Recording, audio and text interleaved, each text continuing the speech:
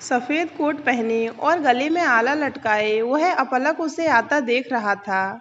कुछ तो बात थी उस लड़की में कि डॉक्टर मृणाल सा उसकी ओर खिंचता जा रहा था। मझोला कद, साधारण नैनक्स के बावजूद उस लड़की में एक कशिश थी जो डॉक्टर मृणाल को बेचैन कर रही थी। कुछ भी तो नहीं जानता था वह उसके बारे में, सिवाय इसके कि उसकी एक मरीज चांदनी को देखने वह रोज सुबह शाम आती है। 6 महीने से यह क्रम बिना नागा चला आ रहा है, जबकि वह जानती है कि उसका आना चांदनी को पता नहीं चलता। आज डॉक्टर मृणाल ने तय कर लिया था कि वे आज उससे कुछ पूछेंगे। गुड मॉर्निंग डॉक्टर, आपको कुछ चाहिए क्या? रिसेप्शनिस्ट विनम्रता से पूछ रही थी। नहीं धन्यवाद, मैं किसी की प्रतीक्षा कर रहा था, कहते हुए डॉक्टर मृणाल रिसेप्शन से हटकर उसके पीछे चल दिए। उनकी मरीज चांदनी एक साधारण परिवार से थी। किसी हादसे के कारण वह कोमा में चली गई थी।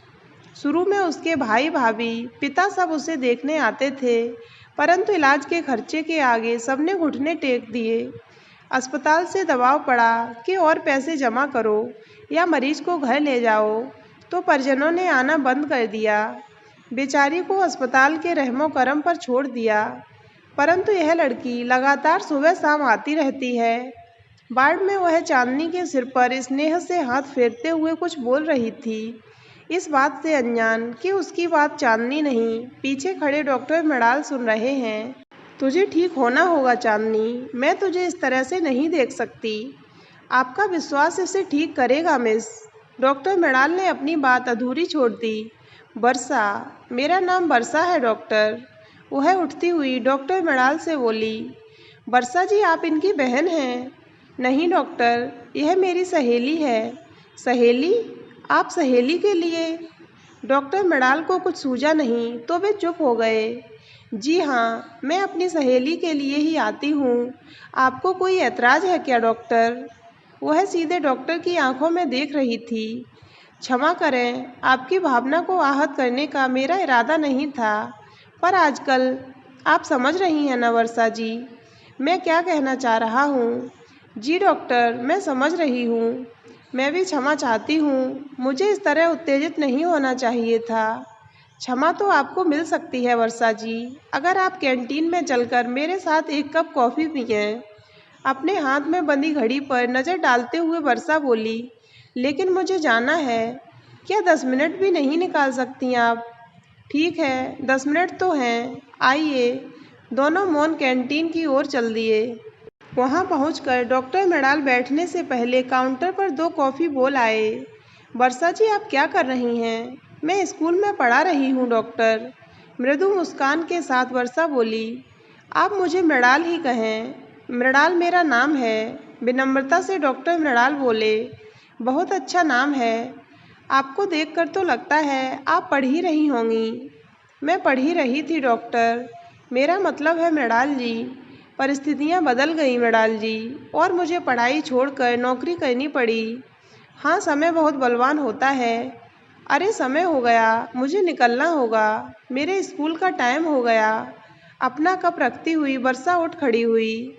कॉफ़ी पर मेरा साथ देने के लिए धन्यवाद वर्षा जी। मृणाल वहीं बैठा वर्षा को जाता देखता रहा। धीरे धीरे यह रोज की दिनचर्या बन गई।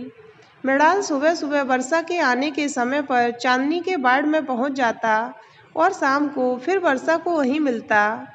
एक दिन वर्षा ने हंसते हुए पूछा, मृणाल, आप मेरी सहेली के इलाज में कुछ ज़्यादा ही रुचि लेते हैं, क्या बात है? आपकी सहेली तो मेरी मरीज है, उसके प्रति मेरी जिम्मेदारी है, लेकिन आपसे मुझे प्यार हो गया है। नहीं, यह ठीक नहीं है। कहते हुई वर्षा उठी और तेजी से कमरे से बाहर भाग गई।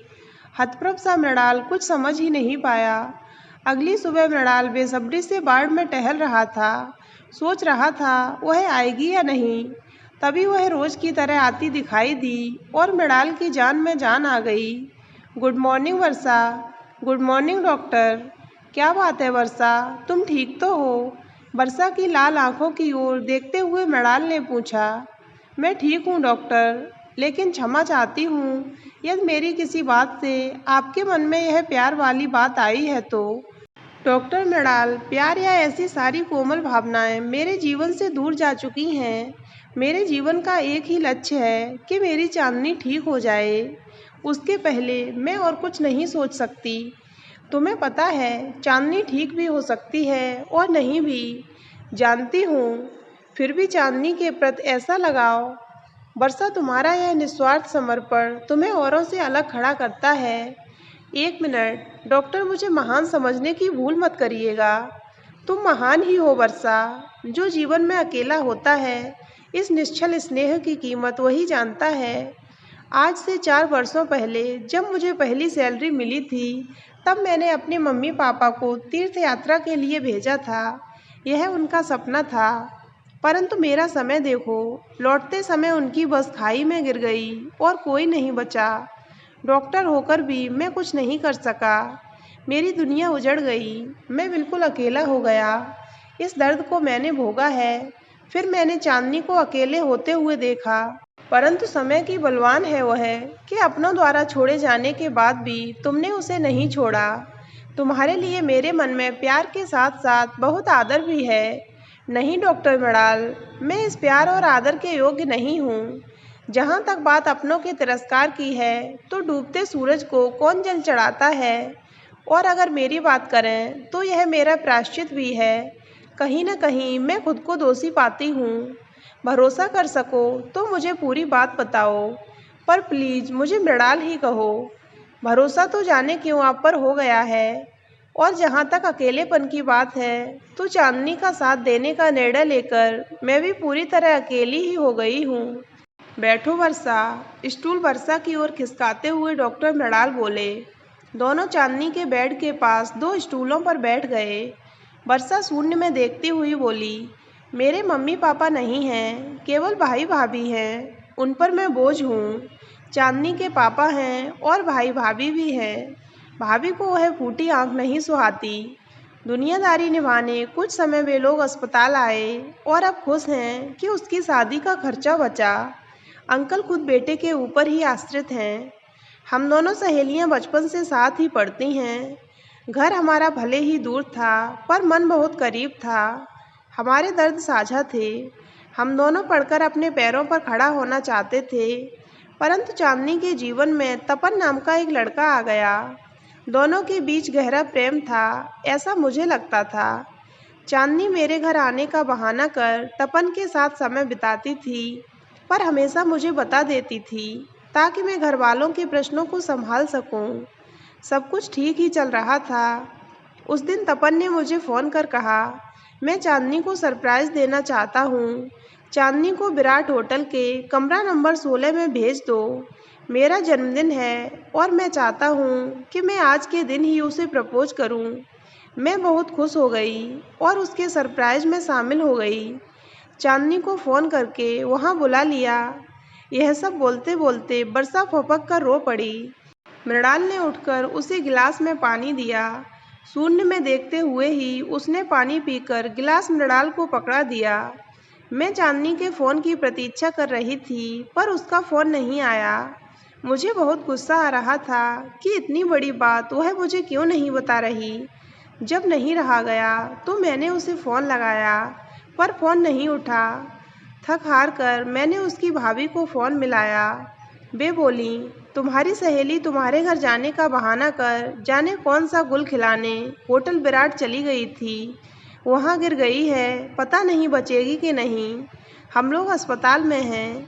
मैं भागती दौड़ती अस्पताल पहुँची। उसकी हालत देखकर साफ पता चल रहा था कि उसके साथ ज़बरदस्ती करने की कोशिश हुई है। मैंने पुलिस को, भैया और अंकल को उसके होटल विराट जाने का कारण बताया और तपन का नंबर दे दिया। पता चला तपन एक रईस परिवार का बिगड़ा हुआ लड़का था और उसने गलत इरादे से चांदनी को वहां बुलाया था। कमरे में वह 2 दोस्तों के साथ चांदनी की प्रतीक्षा कर रहा था, परंतु चांदनी ने उन सबका डटकर मुकाबला किया और आखिर में खुद को बचाने के लिए खिड़की से कूद गई।